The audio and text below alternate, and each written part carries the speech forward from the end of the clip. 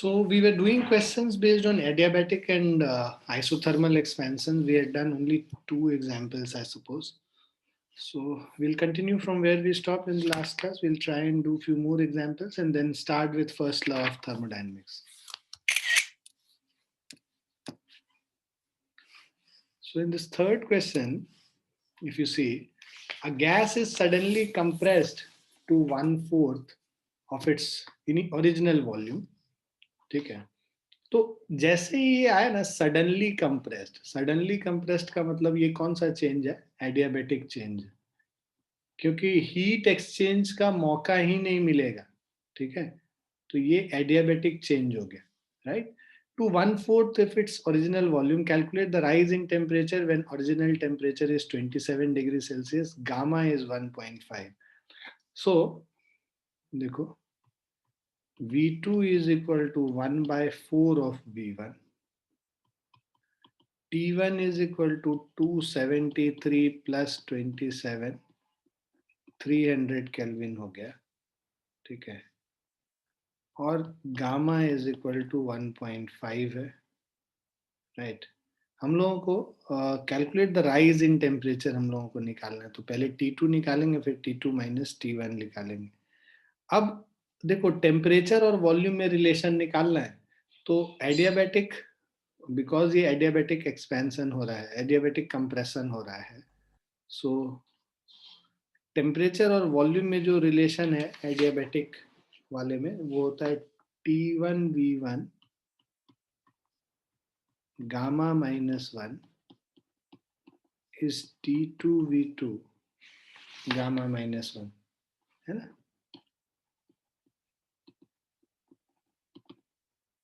Adiabatic, अगर ये जो प्रोसेस है एडियाबेटिक है, तो ये हमारा टेम्परेचर और वॉल्यूम का रिलेशन होता है. T1 हमें पता है 300 केल्विन इंटू वॉल्यूम V1 रहने दो 1/4 V1 raise to the power gamma 1.5 minus 1.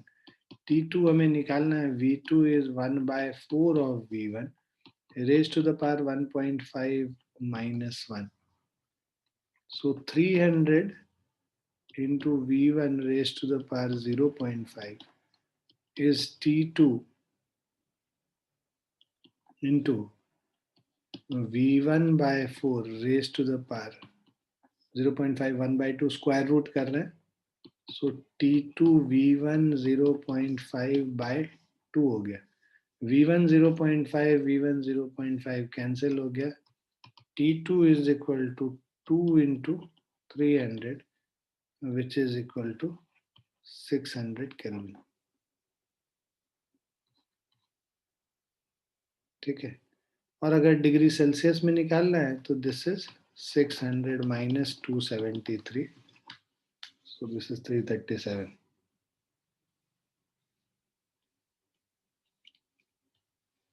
Sorry 327 degree Celsius.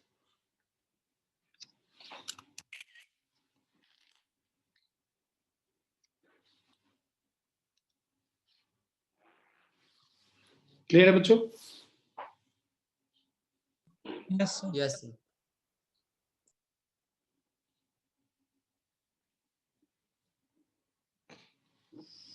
लिख लिया सभी ने? Yes sir. जब तक क्वेश्चन समझाते हैं तब तक क्वेश्चन फटाफट लिख भी लिया करो. क्वेश्चन लिख के उसके बाद फिर उसका पूरा सॉल्यूशन लिख लिया करो. थोड़ा नोट्स वोट्स बनाना की आदत अब डालो, क्लास में लिखने की आदत डालो. तुम लोग लिखते नहीं हो, सबसे बड़ा प्रॉब्लम है. और ना ही कोई हमको याद दिलाता है कि मैंने कोई अगर नोट्स नहीं शेयर किया. पिछली क्लास का नोट्स मैं आज क्लास के पहले मैंने शेयर किया है.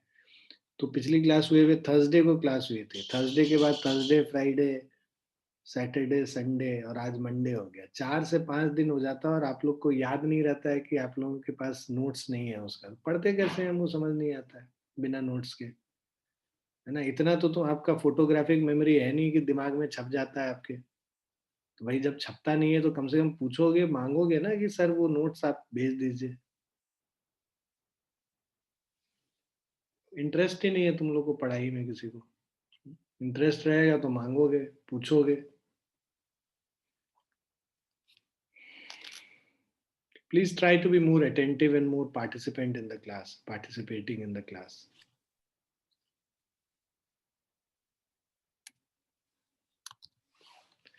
Okay, next question is, तो यहाँ पे क्या कह रहा है, sample of hydrogen of mass 6 gram is allowed to expand isothermally. तो एक्सपेंशन आइसोथर्मल हो रहा है, मास इसका 6 ग्राम है, at 27 degree Celsius, till the volume is doubled. ठीक है, आइसोथर्मल है तो टेम्परेचर कांस्टेंट रहेगा, वॉल्यूम जब तक डबल नहीं होगा तब तक इसको हम लोग अलाउ करते हैं एक्सपेंड करने के लिए. How many moles of hydrogen are there, पहला तो ये तो मोल कॉन्सेप्ट है, तुम बचपन से पढ़ते आ रहे हो.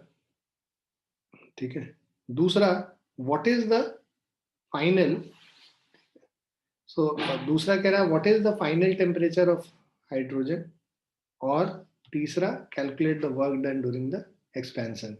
राइट, तो देखो पहला जो है नंबर ऑफ मोल्स, तो पहले मॉलिक्यूलर मास, अब देखो गैस की बात हो रही है. ठीक है, तो molecular mass of hydrogen gas,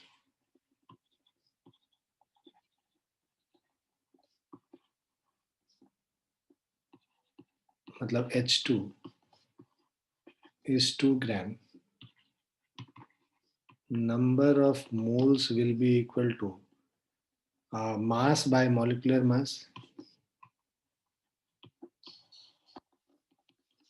मास है हमारा 6 ग्राम बाय 2, नंबर ऑफ मोल्स हमारा 3 हो जाएगा. ठीक है, अब कह रहा what is the final temperature. भाई आइसोथर्मल है तो टेम्परेचर सेम ही रह जाएगा. Final temperature is equal to 27 degrees Celsius only, since temperature does not change in isothermal process. C part, calculate work done during the expansion. Work done is equal to 2.303 RT या 3026 तुम्हारे किताब के हिसाब से. 2.3026 RT ln, ठीक है, sorry log होगा क्योंकि 2.303 यूज कर चुके हैं. Log of V2 by V1 to the base 10. So this is 2.3026. R का वैल्यू 8.31 जो है SI में वैल्यू होता है. Temperature T is 300 kelvin. ठीक है, 300 kelvin, log to the base 10 V2 by V1. अब कह रहा वॉल्यूम इज डबल्ड, मतलब 2V1 by V1. So work done is 2.3026, 8.31, 300 log 2 to the base 10. log 2 का पिछली क्लास में भी मैंने बोला था वैल्यू जो होता है that is 0.3010. So work done is equal to 2.3026, है ना, और इसको कैलकुलेट ही कर लेते हैं एक बार में. 2.3026 into 8.31, 300 into, तो 1727 है. This is 1727.85 joules.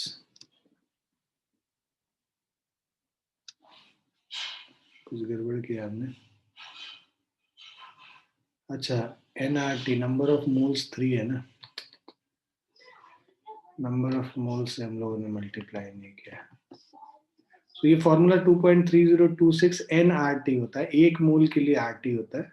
N हम लोग लगाना भूल गए, यहाँ नंबर ऑफ मोल्स यहाँ पे 3 है, इंटू 3 भी करेंगे.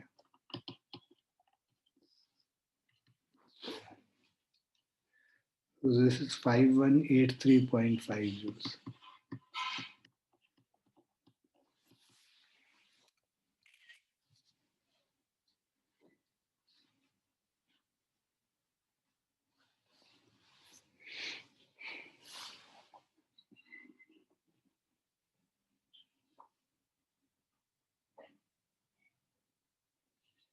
क्लियर बच्चों? Yes, sir.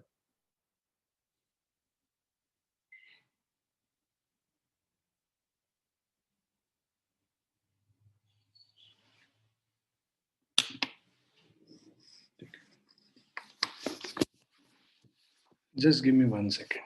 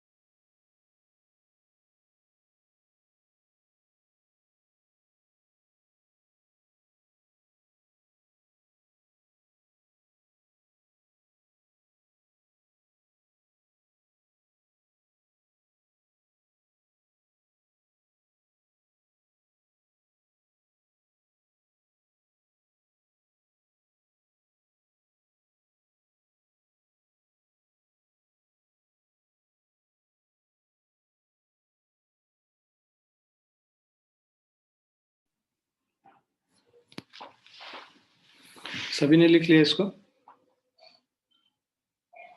Yes, sir.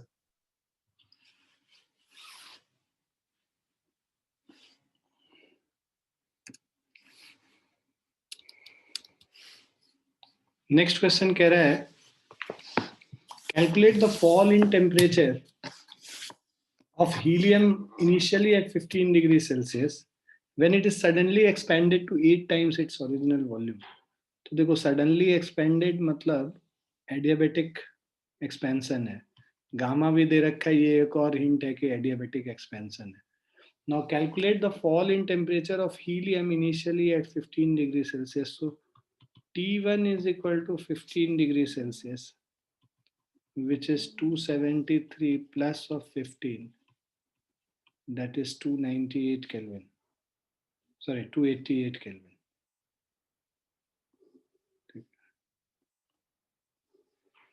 Now, when it is suddenly expanded to 8 times its original volume, V1 अगर V मानते हैं, V2 is equal to 8V हो जाएगा. ठीक है.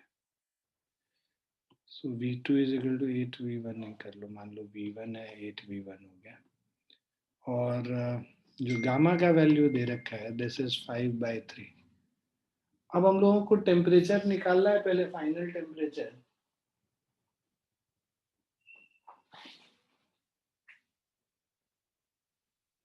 ठीक है, सो देखो टेम्परेचर और वॉल्यूम में जो रिलेशन होता है एडियाबेटिक एक्सपेंशन में, since this is an adiabatic expansion,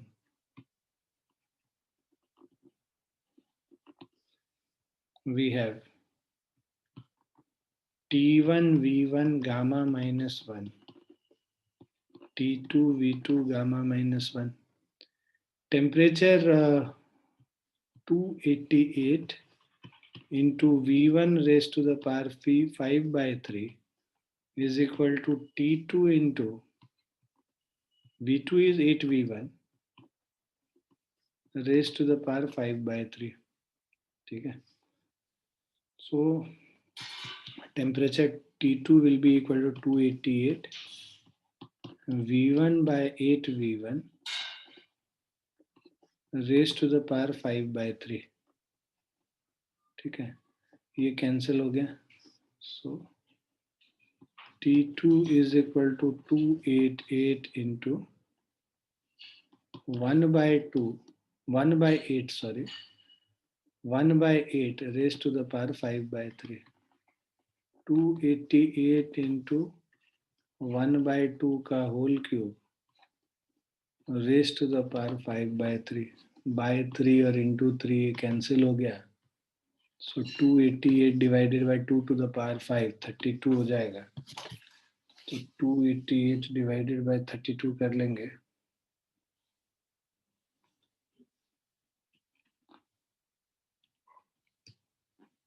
ये 9 आता है, right. T2 is equal to 9 kelvin. तो टेम्परेचर जो डिफरेंस है this is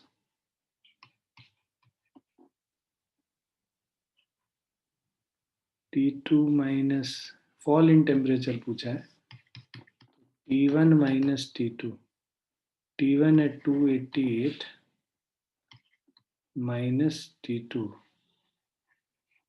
9 which is equal to 279। ठीक है, केल्विन या डिग्री सेल्सियस। एक मिनट, अच्छा गामा -1 था ना,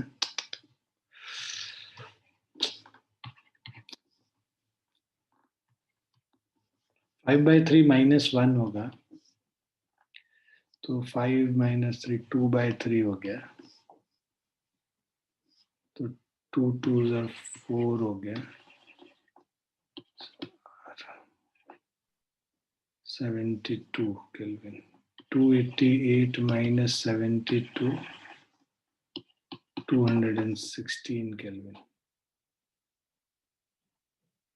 यस, ठीक है, this is the fall in temperature. I am sorry, -1 करना हम लोग भूल गए थे।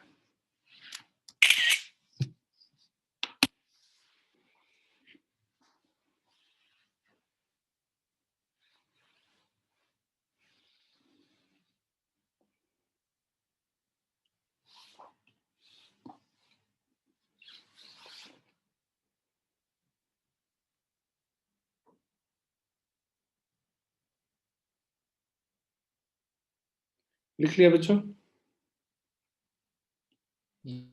Yes, sir. Yes, sir.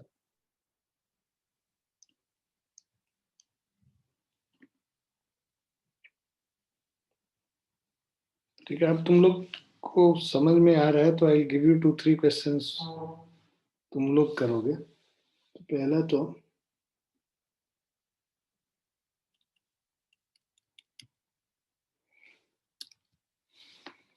attempt this question and let me know the answer.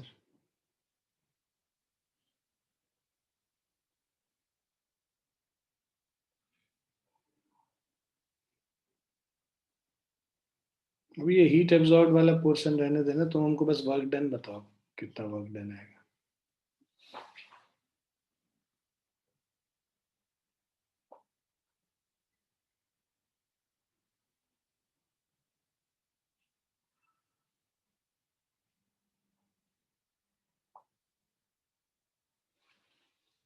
जो कैलकुलेटर से नहीं करते हैं उनके लिए log 2 का वैल्यू मैं दोबारा लिख दे रहा हूँ, log 2 इज इक्वल टू 0.3010। ठीक है, और ग्राम मॉलिक्यूल, 1 ग्राम मॉलिक्यूल का मतलब 1 मोल होता है, यहाँ नंबर ऑफ मोल्स 1 हो गया। So 2.3 into 10 raised to the power 3. 2.3 into 10 raised to the power 3, correct. ठीक है, number of moles n is equal to 1 हो गया। ठीक है, temperature T is equal to 127 plus 273, 400 kelvin हो गया, राइट। वॉल्यूम ये V1 से जाके 2V1 हो गया वॉल्यूम, है ना, एक्सपेंड। सो आइसोथर्मल एक्सपेंशन हो रहा है, तो work done is equal to 2.3026 RT log to the base 10 V2 by V1. So this is 2.3026, 8.314, 400 log of V2 by V1, 2V1 by V1 log 2. So this is 2.3026, 8.314, 400 into 0.3010.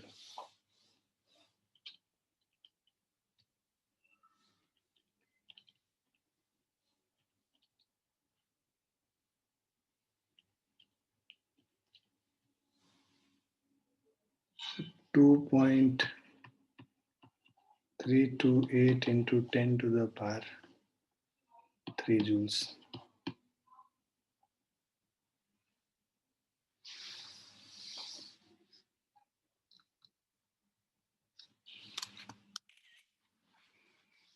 Clear बच्चों? Yes, sir.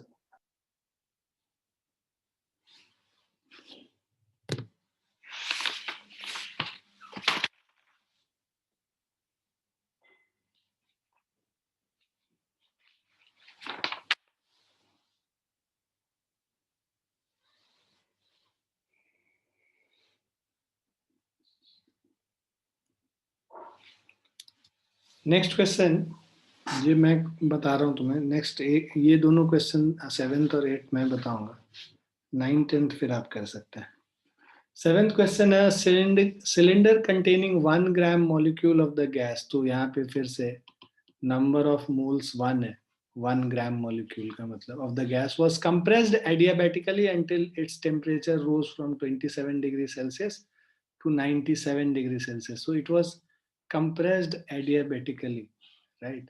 तो adiabatic compression है, T1 is 27 degree Celsius or 300 Kelvin. T2 is 97 degree Celsius or 370 हो जाएगा मेरे ख्याल से।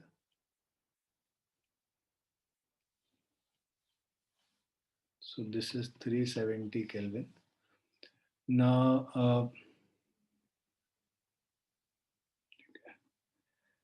अब हम लोग को निकालना है work done. Work done is equal to, हमारा फॉर्मूला होता है R times T2 minus T1 divided by 1 minus gamma। ये हमारे पास फॉर्मूला होता है।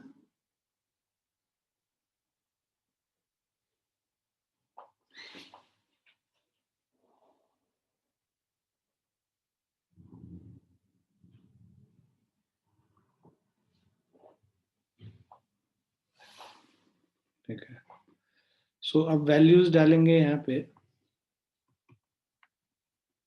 This is equal to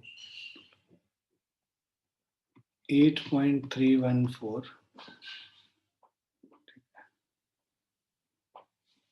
into T2 minus T1, 370 minus 300 divided by 1 minus 1.5।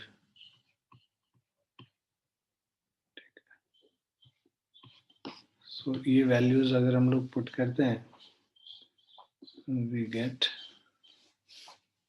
8.314 into 70.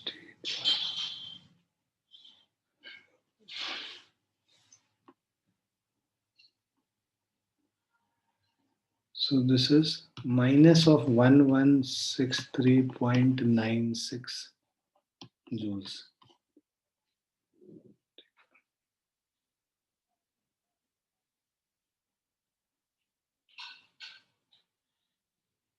So work is done on the system, है ना? तो external जो है externally हम लोग सिस्टम पे वर्क कर रहे हैं, तो इसीलिए वर्क डन नेगेटिव है यहाँ पे.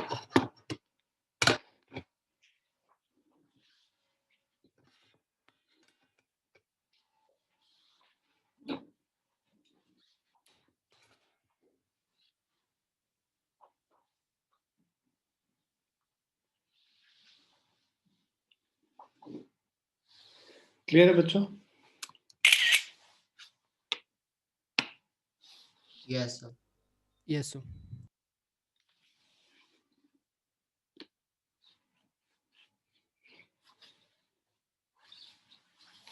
लिख लिया सभी ने?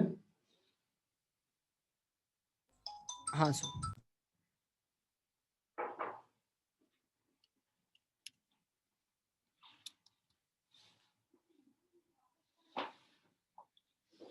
फिगर नहीं दिया हुआ है.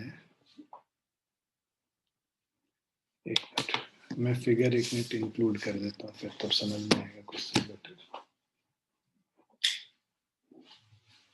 Just a sec.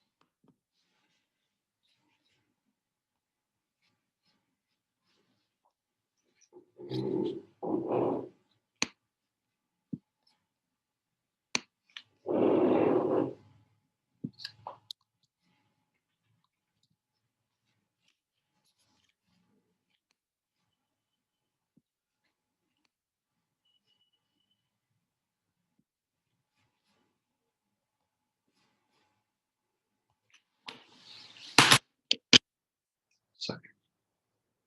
So yes. So a PV diagram for a cyclic process is a triangle ABC drawn in order. तो यहाँ पे देखिए एक ट्राइंगल ABC PV डायग्राम बनाया हुआ है. ऊपर ये जो y एक्सिस है ये प्रेशर को रिप्रेजेंट कर रहा है और ये वॉल्यूम लीटर्स में है, प्रेशर न्यूटन पर मीटर स्क्वायर में है. और ये एक साइक्लिक प्रोसेस है, A से B, ठीक है, B से C और वापस C से A. तो जिस स्टेट से स्टार्ट किया वापस वहीं पे पहुंच गए. इसीलिए ऐसे प्रोसेस को जो क्लोज्ड फिगर बनाता है पीवी डायग्राम में, उसको साइक्लिक प्रोसेस कहते हैं. So PV diagram for a cyclic process is a triangle ABC drawn in an order. The coordinates of ABC are, इसका 4,1 है, मतलब प्रेशर 4 है तो वॉल्यूम 1 लीटर है, प्रेशर 2 है तो वॉल्यूम 4 लीटर है, प्रेशर फिर से 1 है यहाँ पे और प्रेशर 2 है और वॉल्यूम यहाँ 1 लीटर है और यहाँ पे फिर से वापस इस पोजीशन. तो ये जो प्रोसेस है ना, ये एक प्रोसेस हो गया. बी से सी के समय देखो ये प्रेशर कांस्टेंट है, तो ये जो प्रेशर कांस्टेंट होता है आइसोबारिक प्रोसेस हो गया बीसी. और सीए के टाइम पे वॉल्यूम कांस्टेंट है, तो ये जो प्रोसेस है सी से लेके ए तक ये आइसोकोरिक प्रोसेस हो गया सीए वाला, ठीक है, और ये आइसोबारिक प्रोसेस हो गया. कह रहा है PV diagram for a cyclic process is a triangle ABC. Coordinates of ABC are 4,1, 2,4 and 2,1 respectively. The coordinates are in the order PV, मतलब प्रेशर पहले और वॉल्यूम बाद में लिखा हुआ है, वो तो ऐसे भी पीवी डायग्राम में दिख ही रहा है हम लोगों को. Pressure is in Newton per meter square and volume is in liters. Calculate the work done during the process from A to B, B to C, C to A. Also calculate the work done in the complete cycle. ठीक है. तो अब हम लोग को देखो PV diagram में हम लोगों ने क्या बोला था, वर्क डन कैसे निकालते हैं? वर्क डन निकालने के लिए हम लोग को area under the pressure volume curve, तो ए से बी जाने का जो वर्क डन है वो पूरा एरिया हो जाएगा इस ट्रेपीजियम का, मतलब area, so work done from A to B, work done from A to B is equal to, है ना, area of trapezium A B K L. समझ रहे हो ना, ये पूरा जो ट्रेपीजियम का एरिया है ये पूरा एरिया हो जाएगा वर्क डन, इसके नीचे पूरे यहाँ तक ये एरिया, क्योंकि एक्स एक्सिस के ऊपर और इस कर्व के नीचे वाला जो पूरा एरिया होता है और वॉल्यूम यहाँ से लेके यहाँ तक, तो वो हम लोगों को पी डीवी का इंटीग्रेशन हम लोग को याद था, याद होगा तुम्हें, पी डीवी का इंटीग्रेशन हम लोगों ने बोला वर्क डन, राइट। सो ये हमारा पी डीवी का इंटीग्रेशन है।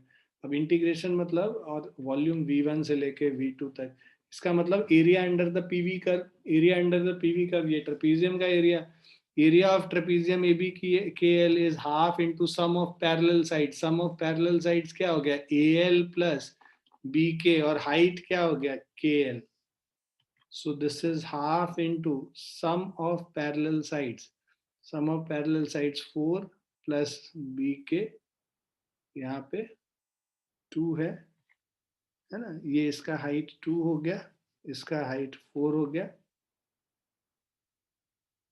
ठीक है। और उसके बाद फिर हम लोगों को इंटू KL, ये जो डिस्टेंस है ये 1 से लेके 4 3 यूनिट्स हो गया, तो इंटू 3, सो 8/2 4, 4 इंटू 3 12 जूल्स हो गया यहाँ पे A to B, ठीक है।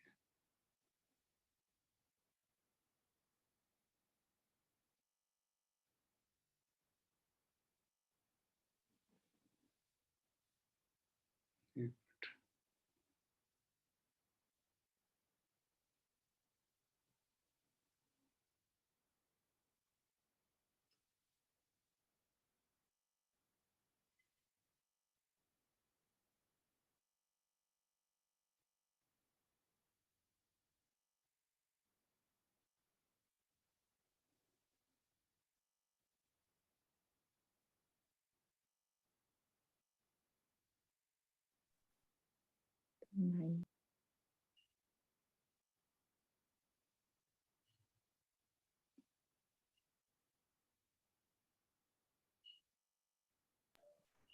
So 9. हाँ, 4 + 2 6 इंटू 3 18/2 9 हो गया, ठीक है। और ये देखो वॉल्यूम जो है ना ये लीटर्स में है, अगर इसको हम लोग को, जैसे ये जो आएगा अभी प्रेशर न्यूटन पर मीटर स्क्वायर और लीटर, तो इसको भी मीटर क्यूब में अगर हम लोग कन्वर्ट कर लेंगे तो जो भी वैल्यू है, मतलब V इंटू 10⁻³ मीटर क्यूब हो गया। तो ये जो आंसर आएगा ना इसको इंटू 10⁻³ करेंगे तब ये हम लोग को जूल्स में वैल्यू आएगा, 9 इंटू 10⁻³ जूल।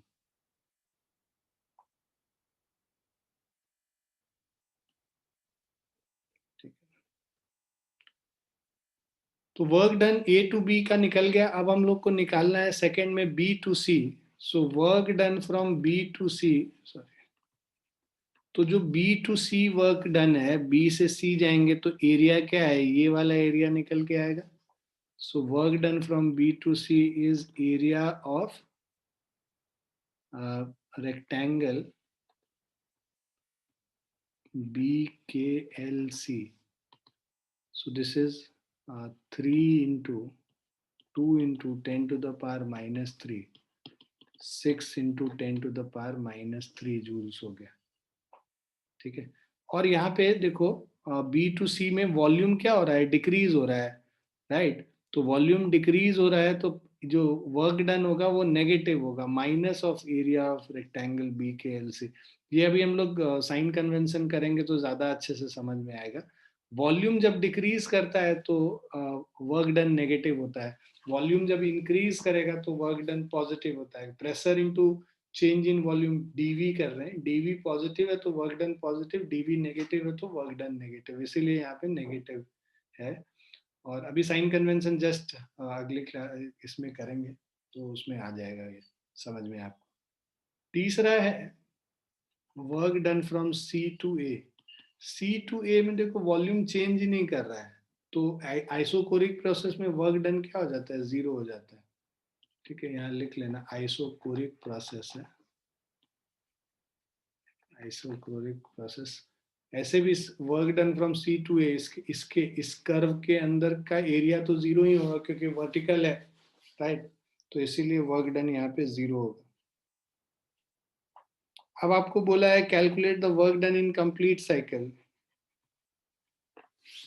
सो वर्क डन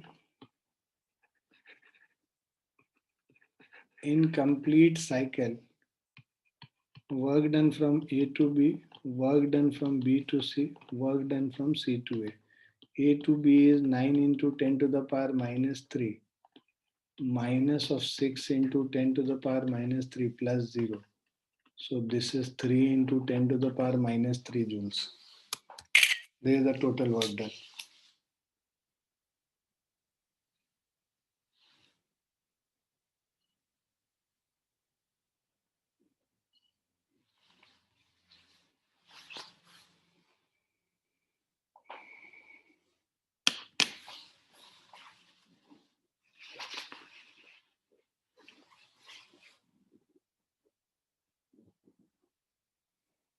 लिख लिया सभी ने? Yes, sir.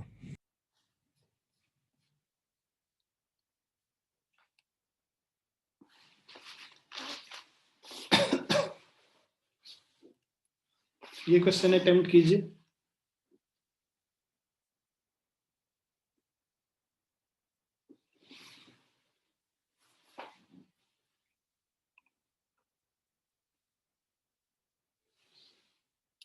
log 4 की वैल्यू क्या है? हाँ मैं बता रहा हूँ, लॉग इसमें आएगा log 1/4। log 1/4 का मतलब log 1 माइनस log 4। ठीक है, जैसे मैंने एग्जाम्पल बताया था log a/b होता है, फॉर्मूला होता है log a minus log b। log 1 का वैल्यू 0 होता है और log 4 का है 0.6021 माइनस 0.602।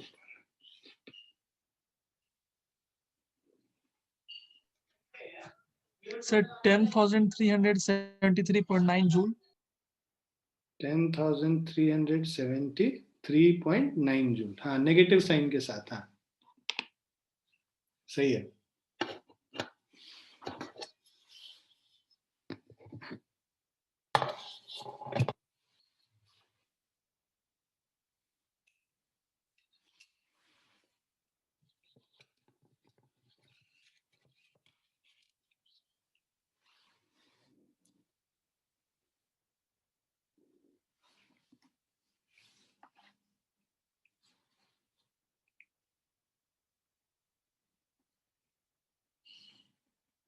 देखो क्वेश्चन में क्या बोल रहा है, 3 moles of an ideal gas, तो नंबर ऑफ मोल्स यहाँ 3 हो गया। Kept at constant temperature 300 kelvin, T is equal to 300 kelvin हो गया। Are compressed from a volume of 4 litre to 1 litre. V1 is 4 liters, V2 is 1 liter. Calculate the work done in the process. Work done is equal to 2.3026 nRT log of V2 by V1 to the base 10. So this is 2.3026 into 3 into 8.314, temperature 300, log V2 मतलब 1/4 हो गया to the base 10। इसको calculate कर लेते हैं, 1/4 का value निकाल ही चुके हैं हम लोग।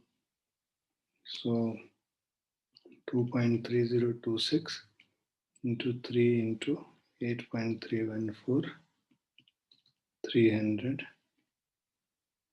into minus of 0.6।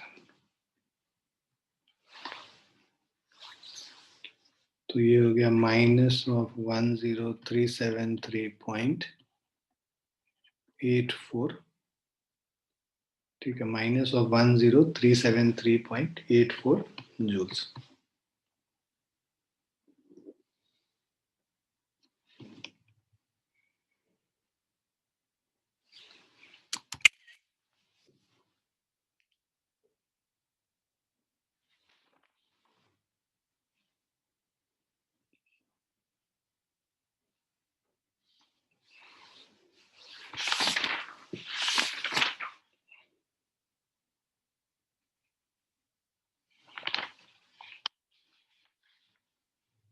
Next question,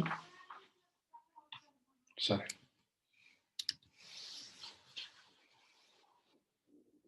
try कीजिए इसमें। मोनोएटमिक गैस में जो गामा का वैल्यू होता है, दिस इज इक्वल टू 5/3।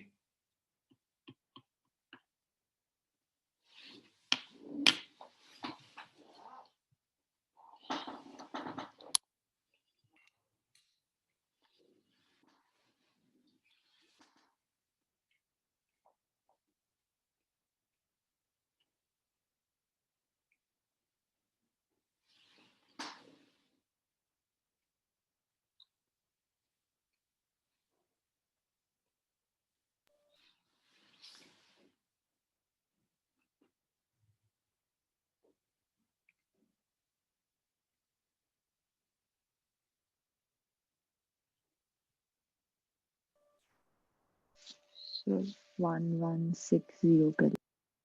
बिल्कुल सही, 1160 केल्विन है आंसर। देखो, quantity of an ideal gas at 17 degree Celsius, तो the value T1 is given as 17 degree Celsius, which is equal to 17 plus 273, 290 Kelvin, ठीक है। T1 का वैल्यू दिया हुआ, अब हमें कह रहा है कि is compressed adiabatically to 1/8 of its initial volume. V1 हो गया पहला वॉल्यूम और V2 is equal to V1/8। Final temperature if the gas is monoatomic. तो अब देखो, एडियाबैटिक कंप्रेशन हो रहा है, T1 V1 gamma -1 is equal to T2 V2 gamma -1। T1 is 290, V1 raised to the power 5/3 -1। T2 निकालना है, V2 is V1/8 raised to the power 5/3 -1, ठीक है।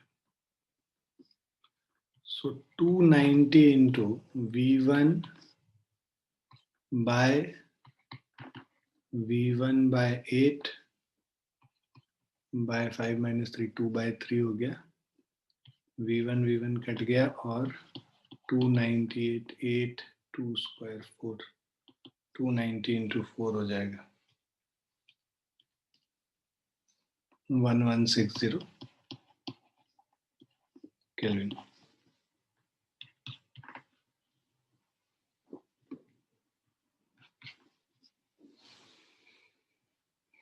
क्लियर है बच्चों? Yes, sir.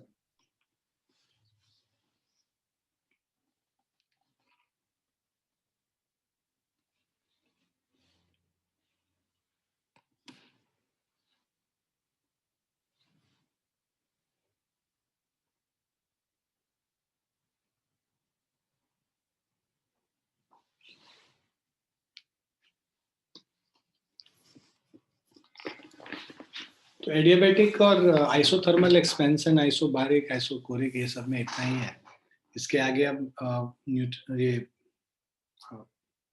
First law of thermodynamics करेंगे और फिर Carnot's engine और सेकंड लॉ ऑफ थर्मोडायनेमिक्स थोड़ा बहुत करेंगे, है ना। सेकंड लॉ ऑफ थर्मोडायनेमिक्स से ऐसा तो क्वेश्चन नहीं बनता है ज्यादा, बट हाँ जो कार्नोट्स इंजन है उस पर क्वेश्चन बनता है, ठीक है।